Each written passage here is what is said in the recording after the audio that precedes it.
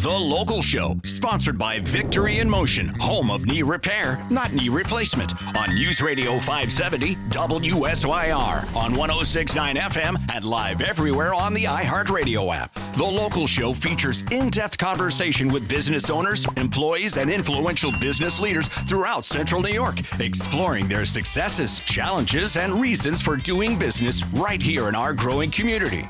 The Local Show is produced locally by Zoe Advertising. Now your hosts, Tom and Steve. It's The Local Show with Tom and Steve. More Steve than Tom, but nonetheless, The Local Show. It's so not true. Oh, my goodness. Well, happy fall. Bring out your corn stalks and your pumpkins. Nicholas had a pumpkin carving fest with his girlfriend in my garage and didn't clean up anything. So what kind of knives did they use? He went out and spends his money because, he makes his own money. And they bought 2 pumpkin carving kits. And with the scoop and the little knives and everything like that, and they did a nice job. Except they didn't clean up. Well, I had 2 brand new pails that I bought. Had 5-gallon pails from Lowe's. Yeah. I don't know. I'll throw them a shout out because they treat me like crap. Anyway, it's because it's you. Like no shout out's going to do anything anyway. But so you have the 2 pails. They're totally clean because I'm going to use it for my grouting project that I'm doing. They were. And now it's filled with pumpkin pulp. And I said, Nicholas, you can't. Right. Well, you're never going to get to that project. That's what he told me. You're never going to use those anyway. Take all that stuff and throw it behind the shed, and then you'll have pumpkins next year. Right. Great compost. You have a compost. There'll be pumpkins. Great compost. But he got some wonderful pumpkins and all that. And 'tis the season. You can't fight it. And it goes by fast. I mean, I couldn't believe that, I know. Middle of the week, boom, it turned right over to October.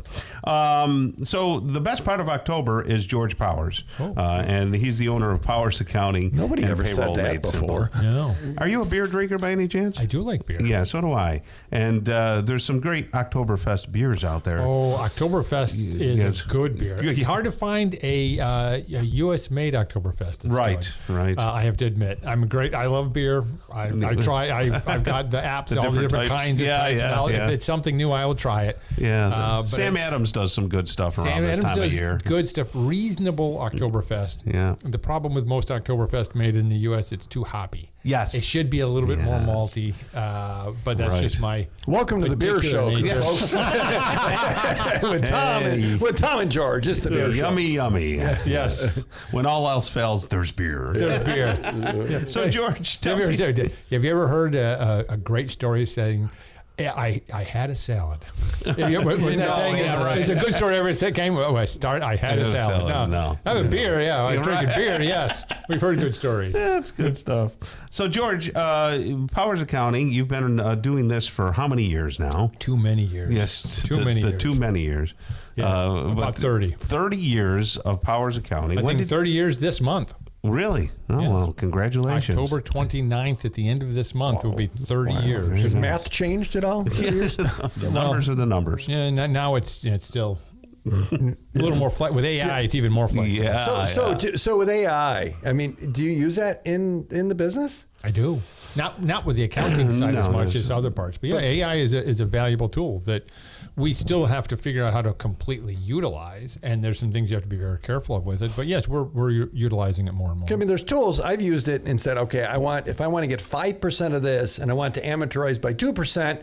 In 6 months, what would and it goes, and I get to see the math behind it. Yeah. But it's all about asking the right questions in the right way. It does seem to. What do you feed it? What information do you feed it? So I'll write letters and emails and stuff. Feed it information. Yeah, your emails, your letters do look nicer now. That explains it because it used to be like, makes me look much smarter. It used to be like, this is George. Send me the numbers. So it has improved. Good job. Yeah. So when did Payroll Made Simple come about?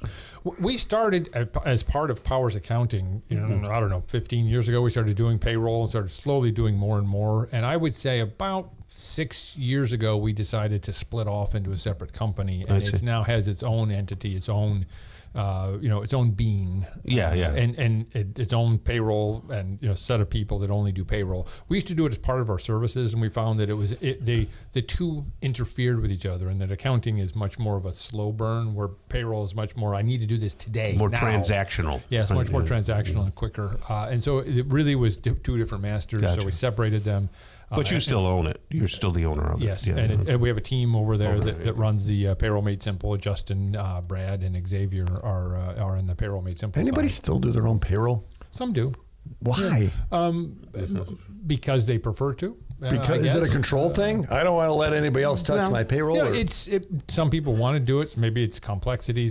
There is a lot of software out there that you can do it with. That they want to do it themselves. That's okay. Yeah, I like the fact that it's done and I don't have to think about it. Did the tax filings? Okay. Was there enough FICA okay? And everything has got its own space, and there's someone else that knows it that's behind the curtain. And that's what we provide. I think is that the humanity to it. Because even in the age, you're talking about AI and all these other things, what we still do is humans working with humans. That's really what our motto is. Yeah. We provide heart. We're there to watch what's going on. And we're that resource that you can call and talk to. And what we also do is, if you try to do something you shouldn't, we'll say, you really shouldn't do that. Now, it's up to them to do it. Now, if we say, okay, if someone here, I want you to pay 50 hours straight time. Well, that's not the rules. You should be paying them overtime on these 10 hours. At the end, it's the owner's decision to do what they wish, right? Because we're an agent of them. But we're there to help. Or if they start working in other states, this and you got to do. Oh, that's a big deal. You got to deal with that. Huge. It's bigger and bigger all the time. A lot of people work in Florida and then here, like they have offices or something. Is that a tax strategy, or is it they just like warm weather? Both. I mean, you have to. Depending where the business's main offices are, where the main work is, where people resident, it's a much more complicated question than we can answer quickly. But it can be a tax thing, yes. But we have that with payroll and with the accounting side and tax side of working in other states. Where do we pay the taxes? What needs to be happening? So that's something, and we see in today's mobile world more and more. Is leasing a car for business still a thing that's a benefit, or is that been changed? Having a car for business use is always a deductible expense. Having a car for personal you use for take as a business deduction is never a business deduction. What do you mean? But I can log my mileage and take my mileage off. Different thing. There's different ways you can deduct. An auto expense, if you use it in the business, should be deducted in the business. There's no question. Whether you lease or buy is a different question, quite frankly, in my opinion. Yes, leases, you can deduct more over the course of that at each payment, but they've actually changed the depreciation rules that made leasing a little bit more advantageous over the short run.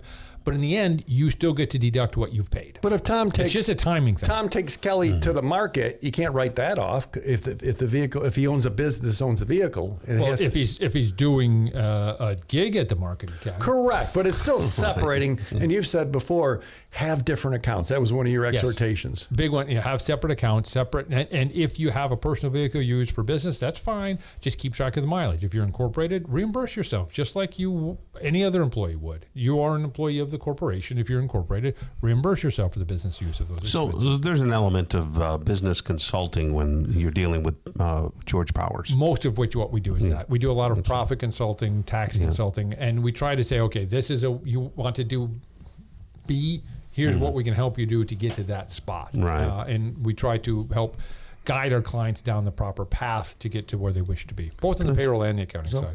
George Powers, owner of Powers Accounting and Payroll Made Simple. I know you've got 300-400 customers right here in the area that you help out, businesses and things. Yep. If you have a business, talk to George. He'll answer the phone. 701-1120 is the phone number.